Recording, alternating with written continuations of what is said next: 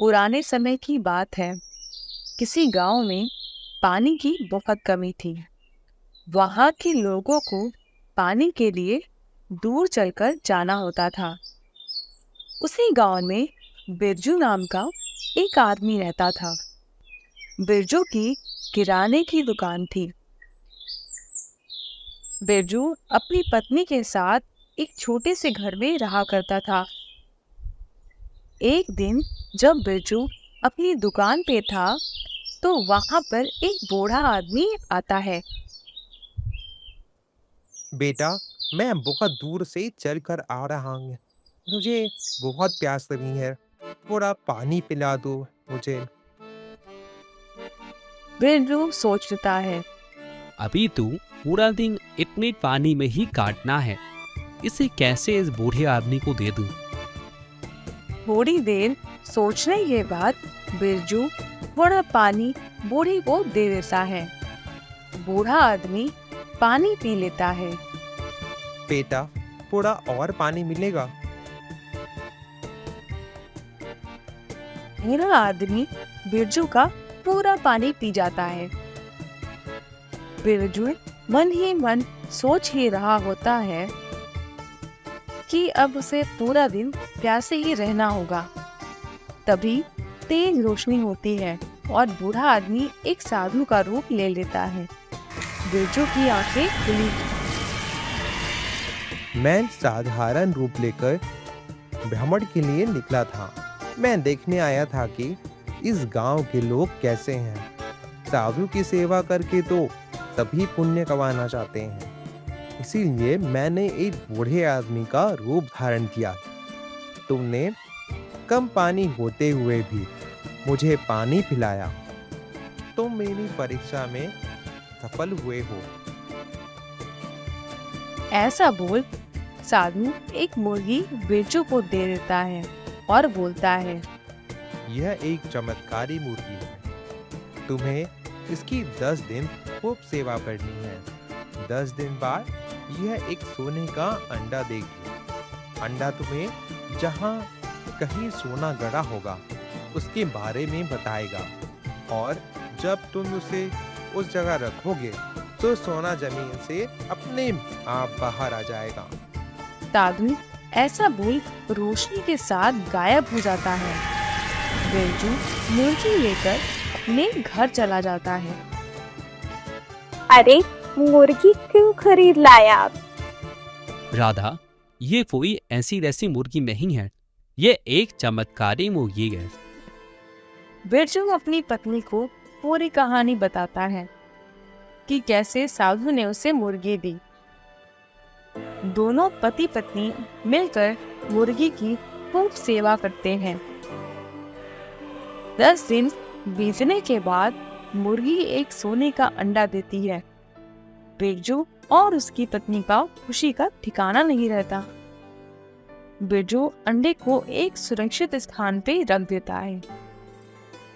रात को जब दोनों सोए हुए होते हैं तो अंडे में से एक आवाज आती है, बिरजू, बिरजू, अरे ओ बिरजू, जिस कुएं से तुम्हारी पत्नी पानी लेकर आती है उसी के पास सोना गड़ा हुआ है। ऐसी अजीब आवाज सुनकर बिरजू और उसकी पत्नी उठ जाते हैं। साधु ने ऐसा ही बोला था, अंडा खजाने के बारे में बताएगा। साधु ने सही कहा था। ये तो चमत्कार हो गया। चलिए, अभी रात का समय है, कोई हमें नहीं देख पाएगा। दोनों अंडे को लेकर कुएं के पास जाते हैं। कुएं के पास अंडे को रखते ही सोने के सिक्के बाहर आ जाते हैं। दोनों सोने के सिक्के और अंडे को लेकर अपने घर वापस चले जाते हैं। अब हम गरीब नहीं रहेंगे। समय गुजरता जाता है। बिरजू एक धनी आदमी बन जाता है। बिरजू कई सारे खेत खरीदकर अनाज का व्यापार करने लगता है। गांव के कई धनी व्यापारी सोच में पड़ जाते हैं कि अचानक से बिरजू इतना धनी कैसे बन गया। एक रात बिरजू के घर एक चोर घुस आता है। चोर की नजर सोने के अंडे पर पड़ जाती है और चोर उसे उठा ले जाता है। चोर उसे अपने घर ले जाता है। घर पर चोर की माँ चोर से बोलती है,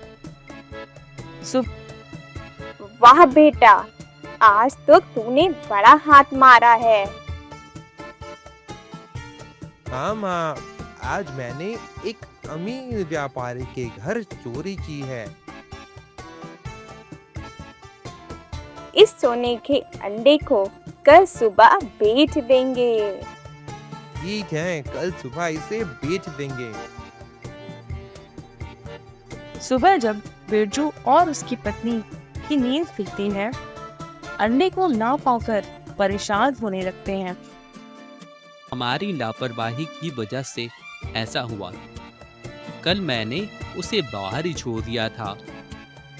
चलो कोई बात नहीं, उस अंडे की वजह से अब हम इतना समृद्ध हो चुके हैं कि अंडे की जरूरत नहीं है। ऐसा सोच वो दोनों अपना जीवन जीने लगते हैं। दूसरी तरफ उसी रात चोर के घर अंडा भूलता है। हुआ है गांव की बाहर वाले आम के पेड़ के नीचे सोना है। जाओ जाओ, ले आओ उसे। अरे देख तो बेटा, ये आवाज कहाँ से आ रही है? माँ, ये तो अंडे से आ रही है आवाज।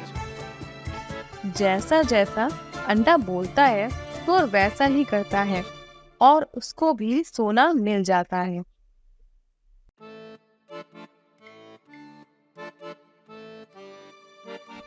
माँ, ये तो जादुई अंडा है, छुपे हुए सोने का रास्ता बताता है।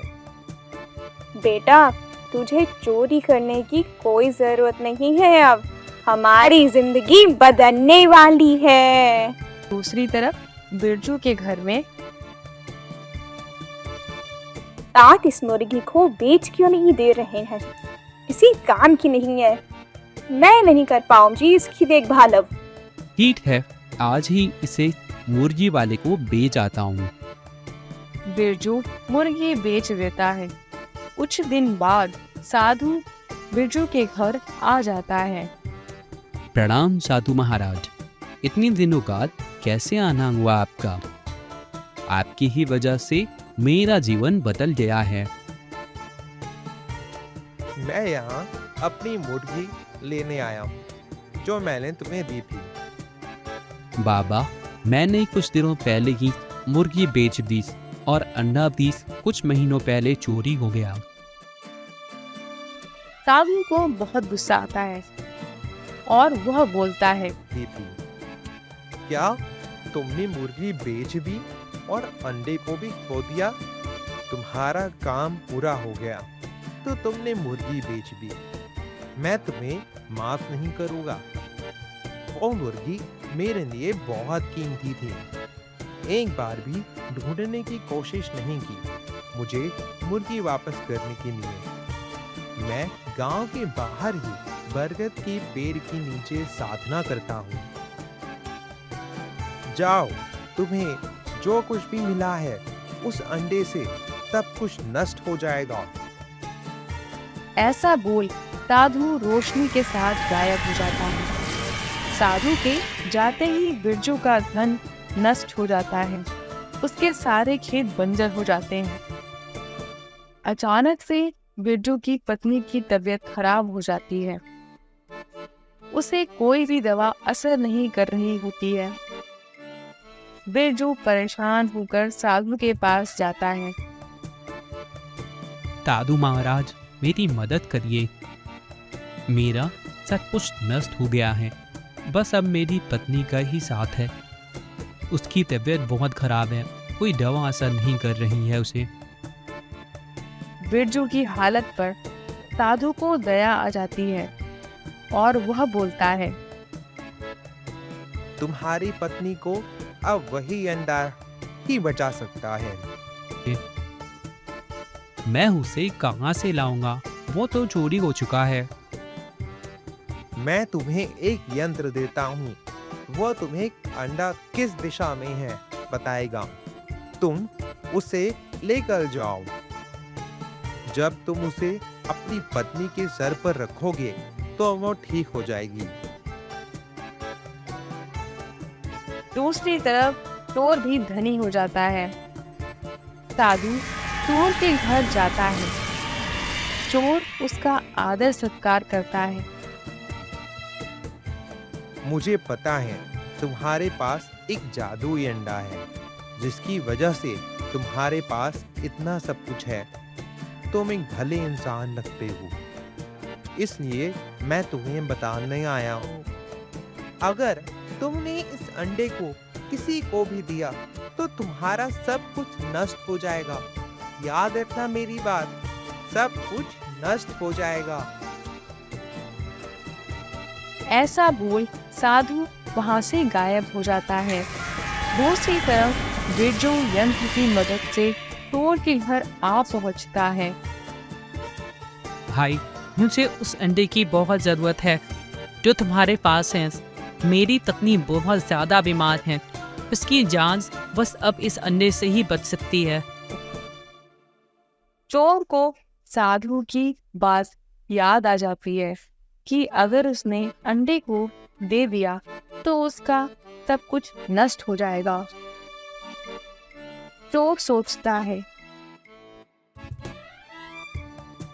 अगर मेरी वजह से किसी की जान बच सकती है तो इससे बड़ा क्या पुण्य होगा।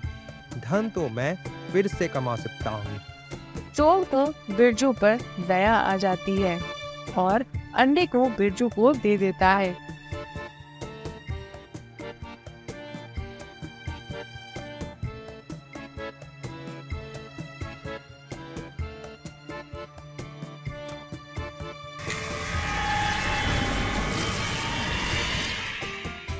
साधु चोर के घर रोशनी के साथ प्रकट होता है और चोर से बोलता है, तुम बहुत ही अच्छे इंसान हो। अपने धन की लालच करे बगैर तुमने उस आदमी की मदद की। तुम्हारा कुछ नष्ट नहीं होगा, मेरा आशीर्वाद है ये। ऐसा बोल साधु रोशनी के साथ गायब हो जाता है।